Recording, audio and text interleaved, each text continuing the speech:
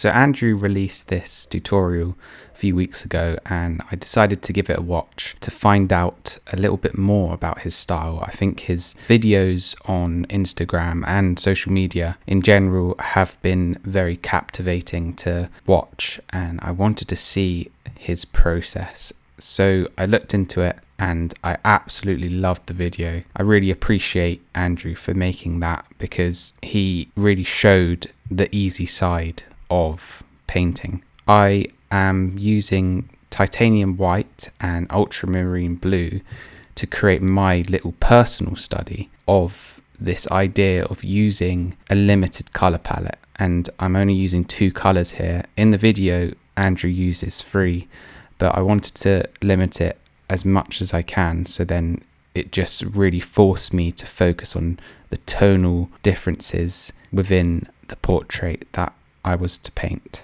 I'm painting my girlfriend here, and I've struggled in the past to paint portraits, especially with no sketching. Like in Andrew's video, I wanted to try painting without sketching, and this was something that I've always avoided, but after watching his video, I realized that it's all about knowing that you can change things down the line. Things aren't set in stone once you put them down on the canvas. You can change them, and because oil paint is such a nice medium where you can push it around with ease, you actually realize that you have a lot of time to change and adapt within your painting process, and I think that's very valuable to know. Even when you look at Andrew's work online, you see how easily he does it. It seems it's so easy. I know it's sped up in his videos, but when you really break down his process and you see that video that he released, you can see the amount of times he changes his mind. I think the important thing to remember is that he doesn't have everything figured out as he begins. He's allowing himself to make mistakes and amend them throughout the process. What's really interesting at looking at this footage right now, I remember I was very rigid at the start of this portrait. As the portrait progressed, I started to loosen up and really understood what Andrew was expressing in that video. I think it's very easy to understand once you're watching it, but as you're painting, you can easily fall into patterns that you've developed over the years. It's sometimes hard for you to shake off. So I was experiencing that for sure in this painting process, and it's quite humbling as we tend to think that we have our painting process down, but we constantly get humbled when we do stuff like this, and that's what I again really appreciate Andrew expressing his process in a way that is very informative and easy to understand. Just like in Andrew's tutorial, I worked in a base mid-tone of the painting and sketched out everything as if it was a pencil, but once I was happy with the proportions, knowing that I could change them later on, I began working in some of the tonal values. I started to really loosen up my painting. I think that one possible reason why I was so tight at the start was that I was painting on quite a small panel. A 5x7 inch wooden panel probably wasn't the best call for this portrait, as working small I tend to tighten up a little bit more. You have to be a bit more rigid and less loose as you've got a limited amount of space. I think in hindsight I should try next time on a much bigger surface to allow myself to loosen up much more than I did here. One really important thing that I learnt from Andrew's tutorial is that it's important to remember that there's subtle value changes. I think it really exposes how subtle they are when you're working with 2 colours.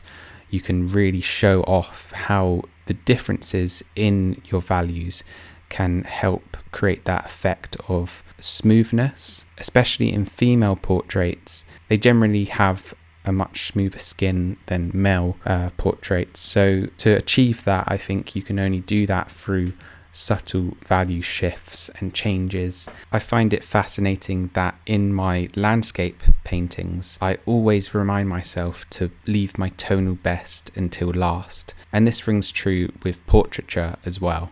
Looking at Andrew's work, I think he achieves that tonal shift, and he definitely leaves his tonal best until last to exaggerate certain places within the portrait, and also to catch the viewer's attention in certain places. I love that Andrew also talks about saving moments within your painting process. And this is the idea that you have to keep moving on with painting, and you know that certain things aren't going to be correct the first time round.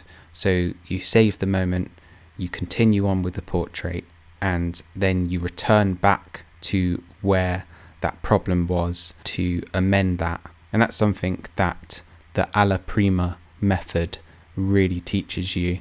You understand that things can't be correct on the first time round, and sometimes it just takes amending other things within your portrait to then amend that problem. So you're constantly having to save moments within your head to understand that you have to go back there to fix that. I'm now at a point in the painting process where I'm happy with most of what I've put down on the panel so far. I just need to work in a little bit more of a stronger value shift. So that means I'm almost going to my darkest darks here, which means I'm mostly using ultramarine and much less of the titanium white within my mixture, and that in turn is bringing a little bit more depth to the portrait. And I'm also doing the same with my highlights. I'm allowing less of the ultramarine blue to be in my paint mixture and more of the titanium white to ensure that the highlight is as bright as possible. And still here, I'm not adding in my tonal best, I'm just making sure I'm having a good range of tonal values. One awesome thing that Andrew mentions in the tutorial is that texture can be built up towards the end of your painting. I love that with oil paints you can use layers to your advantage, and this also means that you can build up texture, which means applying a thicker amount of paint in certain areas. This brings out a lot more texture and creates a lovely effect to the viewer. So there you go guys, that is the finished painting, and I'm really happy with the outcome. I think that I'm very proud of myself for taking on this challenge, and I really appreciate Andrew for creating the tutorial to give a little bit more insight and to shed a little bit more light on his painting process.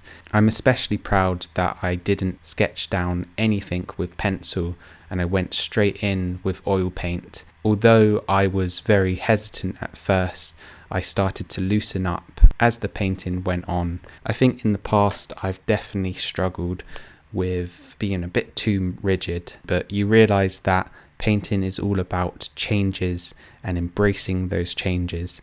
So I highly recommend that you go check out the tutorial that Andrew made. I think he takes you through the process with confidence, and I really appreciate Andrew for creating that in the first place.